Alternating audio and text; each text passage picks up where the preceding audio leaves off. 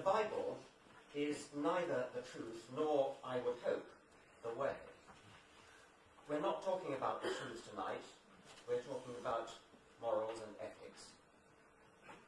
I have been studying the Bible a little bit in preparation for this event. Read a couple of things. There's a nice story in Genesis. Lot, remember, was the only good man who could be found in the cities of the plain, Sodom and Gomorrah. 2 angels came to visit Lot, and Lot invited them in to wash their feet and have a feast with him. But all the men of Sodom came and surrounded the house, demanding that Lot should hand over his 2 guests so that they could rape them. Now here is what Lot said. I pray you, brethren, do not so wickedly. Behold now, I have 2 daughters, which have not known man. Presumably their virginity makes them especially desirable. Let me, I pray you, bring them out unto you, and do ye to them as is good in your eyes, only unto these men do nothing. Well, fortunately no harm was done, and Lot and his family were singled out as the only good people in Sodom, spared that city's terrible destruction. Now, if that were the only example of such an incident, I wouldn't have remarked it, but a little bit later, in Judges 19, verse 20 to 30, here we have a certain Levite who had gone chasing after a runaway concubine. He eventually tracked her down at her father's house. Her father was delighted to hand over this woman to her rightful owner, and the party set off home again. On the way, he was given lodging by an old man in Gibeah in the territory of the Benjaminites. As in the other story, they all washed their feet and had a good feast. And again, as in the Genesis story, the men of the town started beating on the door and demanding that the visiting man should be handed over so that they could rape him. Once again, the master of the house went out to remonstrate with them. Nay, my brethren, nay, I pray you, do not so wickedly, seeing that this man is come into mine house, do not this folly. Behold, here is my daughter, a maiden, and his concubine. Them I will bring out now, and humble ye them, and do with them what seemeth good unto you. But unto this man do not so vile a thing. But the men would not hearken to him, so the man took his concubine and brought her forth unto them. And they knew her, and abused her all the night until the morning, and when the day began to spring, they let her go. Then came the woman in the dawning of the day, and fell down at the door of the man's house where her lord was, till it was light. And her lord rose up in the morning, and opened the doors of the house, and went out to go his way. And behold, the woman, his concubine, was fallen down at the door of the house, and her hands were upon the threshold. And he said unto her, Up, and let us be going. But none answered. Then the man took her up upon an ass, and the man rose up and gat him unto his place. Happy ending, you might think. But the unfortunate woman's troubles were not yet over. The story has one last verse. And when he was come into his house, he took a knife and laid hold on his concubine, and divided her, together with her bones, into 12 pieces, and sent her into all the coasts of Israel.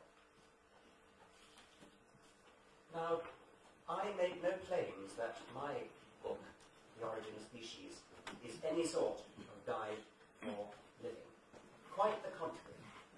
I have often said that if you want to use Darwinism as some kind of morality play, treat it as an awful warning. Hitler is not the only person to have misused and abused Darwinism for immoral purposes. Nature really is red in tooth and claw. The end product of natural selection, life as we know it, is beautiful and elegant, but the process of natural selection is vicious, cruel, and short-sighted. A Darwinian society is not the sort of society in which any of us would wish to live. Speaking for myself, is not a bad definition of precisely the sort of society I would least like to find myself a member of. Which is why the closing words of my first book, The Tragedies, were, we have the power to turn against our creators. We alone on earth can rebel against the tyranny of the selfish replicators. But I think it's really better not to use the facts of nature to derive our morality at all. I prefer to side with Hume rather than with either Julian or Thomas Huxley, who both tried to use evolution for purposes of deriving morals, albeit in opposite directions. Hume said that moral directives cannot be derived from descriptive premises, or, it's more colloquially put, you can't get an ought from an is. Well, where on our evolutionary view do our oughts come from? Shmuley has challenged me to answer this question. It's a big question, and I would love to have an hour in which to try to answer it. It's not a simple one. The problem is not quite as acute as it might appear. It is a somewhat naive view of Darwinism that says that literally we should expect ourselves to be completely selfish. The idea of the selfish gene is that genes are selfish, but this is used as an explanation for why humans are, in a limited sense, altruistic. But it is only in a limited sense, and my own subjective feeling, subjective experience, is that humans appear to be a lot nicer than we have any right to expect on Darwinian grounds, and we are certainly a lot nicer than we have any right to expect from reading the Old Testament and thinking that we've learned anything from it. So, where as an evolutionist do I think we actually get our rather pleasant characters, in some cases, from? I agree with Peter Atkins that there's a distribution. There are some exceedingly nasty people, but there are also a fair number of nice ones too. Partly an evolutionary mistake, but much of our evolutionary history might have been spent in small villages in which the members of the village would have been tribe, would have been closely related genetically, and also in which you could reckon that the people that you meet every day, you're going to go on meeting for possibly the rest of your life. Under those conditions, Darwinism easily predicts a fair amount of pleasantness and altruism. But I think there's more to it than that. I find in my own gazing into myself and knowing my friends and knowing all four of us on this panel tonight are decent people, nice people who would be kind, who would be sympathetic, who would worry if they saw somebody, or even another species, a poodle even, weeping, they would do something about it. That is not easily explained on selfish gene grounds. I am inclined to think it works something like this. Natural selection has given us big brains. It gave us big brains for good survival reasons. Originally, those big brains were used for utilitarian purposes, survival, out there in nature. Among the gifts that were given us by natural selection for those purposes were foresight, the ability to plan ahead, the ability to develop purposes and go for those purposes in flexible, versatile ways. Never before in the entire history of life has it been possible for action to be taken for the good of the future of an individual or a species. Always hitherto, action has been taken for the good for the short-term, selfish benefit of the individual. The human brain makes it possible for us to do that.